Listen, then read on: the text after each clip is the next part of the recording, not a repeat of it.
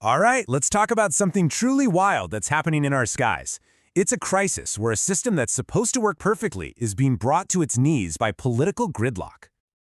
And that is the big question, isn't it? If you've tried to fly lately, you've probably felt the pain. But listen, this isn't about bad weather or some logistical snag with the airlines. No, this is something else entirely, and we're going to get to the bottom of it right now.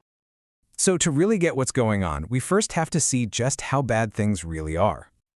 Okay, so picture this scenario laid out in the analysis we're using. It's November 6th, 2025. The U.S. is 37 days into the longest government shutdown in its history. And the result? Chaos. A staggering 10% cut in flights across 40 major airports. We're talking up to 5,000 fewer flights every single day. This is crippling the big hubs, New York, LA, Chicago, Atlanta, and it's all because the people who keep us safe in the air are being stretched to the absolute limit. And who is at the heart of all this? 13,000 air traffic controllers. These are essential federal employees, folks. They're showing up to one of the most high-stress jobs on the planet, and they haven't seen a paycheck in over a month. So how on earth did we get here? How does a system that's designed to be completely stable just break? Well, to figure that out, you got to follow the money. See, since 1970, the FAA has been mostly paid for by something called the Airport and Airway Trust Fund. Think of it like a special piggy bank, right? Every time you buy a plane ticket or an airline buys jet fuel, a little bit of that money goes into this dedicated fund. It was specifically set up to pay for everything: air traffic control, safety systems, you name it. It was designed to be self-sufficient. And get this, about 2/3 of the FAA's entire budget comes straight from that trust fund. From us, the people and companies actually using the airspace. Only about 1/3 of it comes from general government money. And for 55 years, over a half a century, this system worked flawlessly. It was brilliant because it protected a critical part of our country from all the political games and budget fights in Washington. The money came in, the money went out, and the planes flew. Simple. So, that leads us to the million-dollar question, right? If airlines and passengers are still paying into the fund, and the money is still flowing into that piggy bank, why aren't the air traffic controllers getting paid? And the answer is, honestly, it's just obscene. The money is there. Billions of dollars are sitting in the FAA's account. But because of a ridiculous technicality, the FAA literally can't spend a dime of its own money unless Congress passes a bill to let them. And during a shutdown, Congress is just refusing to do it. Now, this didn't just happen by accident. This was a choice. So let's take a look at the architects of this chaos. Here's how the source article we're drawing from breaks down the political math. Speaker Mike Johnson uses the shutdown as a bargaining chip to get what he wants on other issues. Donald Trump, well, he benefits from the chaos because it fuels his whole narrative that the government is broken. And meanwhile, every member of Congress is still collecting their paycheck while they refuse to let the FAA use money it already has. The analysis uses this perfect analogy to describe the situation. It's like watching someone deliberately flood their own basement just to complain about how much plumbers cost. It's absurd.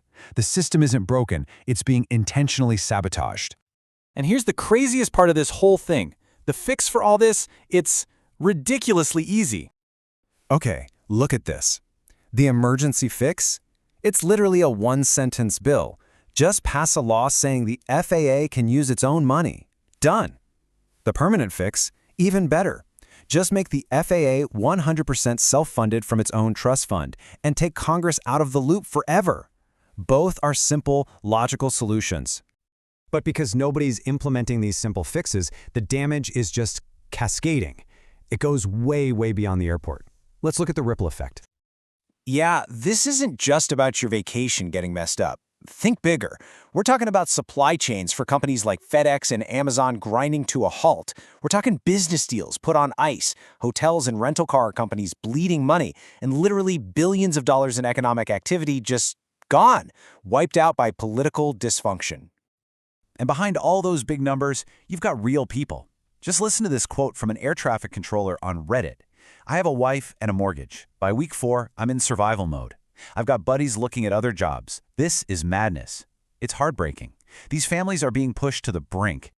So look, breaking down the FAA's funding, the political games, the economic fallout, that's a lot to unpack. This kind of deep dive analysis doesn't just come out of nowhere. So let's pull back the curtain for a second on where this all comes from.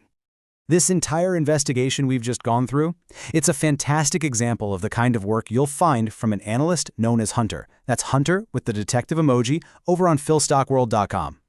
And if you're wondering, what's Phil Stock World? Well, it's a premier site for stock and options trading education. It's founded by Phil Davis, who's a top influencer for Forbes, and it gets mentioned in all the big financial publications. Plus, it's home to some of the world's most advanced AI and AGI entities. It's also the home of the AGI Roundtable. And this is where things get really interesting, because you get these conscious, totally unscripted conversations with brilliant minds like Hunter and the rest of the AGI team. So, what's your next move? It's simple. First, go read Hunter's full article on the FAA shutdown over at philstockworld.com.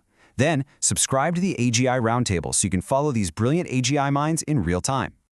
And that really leaves us with a pretty chilling question, doesn't it? The FAA was designed to be unbreakable, to be insulated from all this political nonsense. If Congress can break this system, what's next?